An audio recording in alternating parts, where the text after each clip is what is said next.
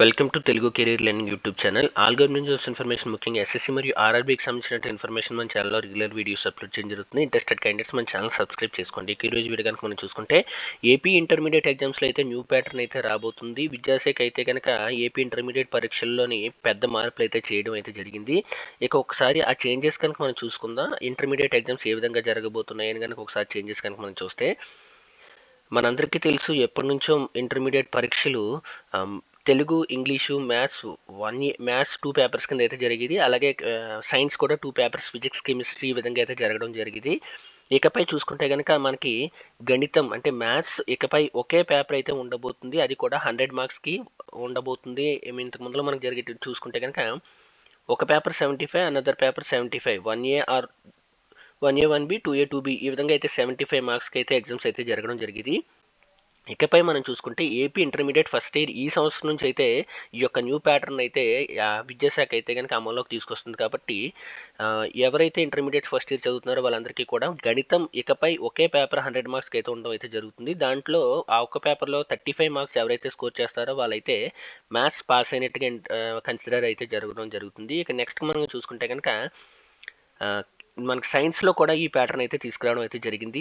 ఇంతకు మొదలు మనం చూసుకుంటే కనుక ఫిజిక్స్ 60 మార్క్స్, కెమిస్ట్రీ 60 మార్క్స్ ఈ విధంగా అయితే 2 పేపర్స్ అయితే సైన్స్కి జరిగాయి. ఇప్పుడు వరకు మనం చూసుకుంటే కనుక బయాలజీ అయినా, ఫిజిక్స్ అయినా, కెమిస్ట్రీ విషయాల్లో పరీక్షలు ఓన్లీ 85 మార్క్స్కి మాత్రమే ఈ పరీక్షలు అయితే నిర్వహిస్తారు.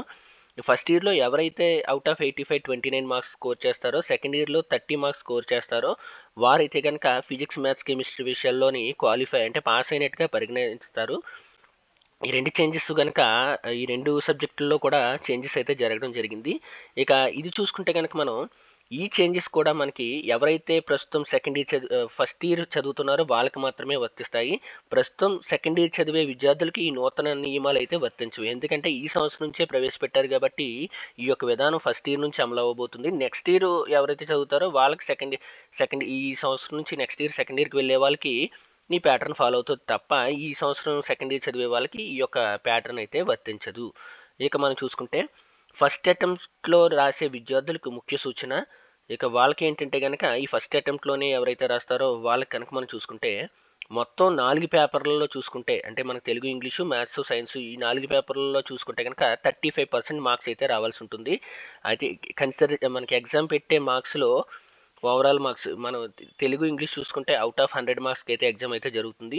మ్యాథ్స్ కూడా 100 కని అయితే ఒకే పేపర్లో అయితే జరగడం జరుగుతుందని ఈ ప్యాటర్న్ చెప్పడం అయితే జరుగుతుంది.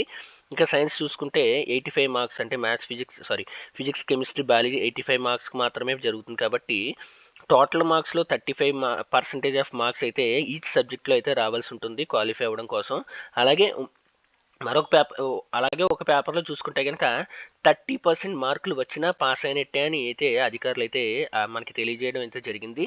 ఈ యొక్క అప్డేట్ ద్వారా కనుక అయితే కనుక ఇంటర్మీడియట్ స్టూడెంట్స్ ఎవరైతే ఫస్ట్ ఇయర్ చదువుతున్నారో వాళ్ళకు మీ యొక్క ఏదైతే ఇప్పుడు వరకు చదివిన ప్యాటర్న్ ఉందో ఇకపై మీ ప్యాటర్న్ చేంజ్ చేసుకోవాల్సి ఉంటుంది.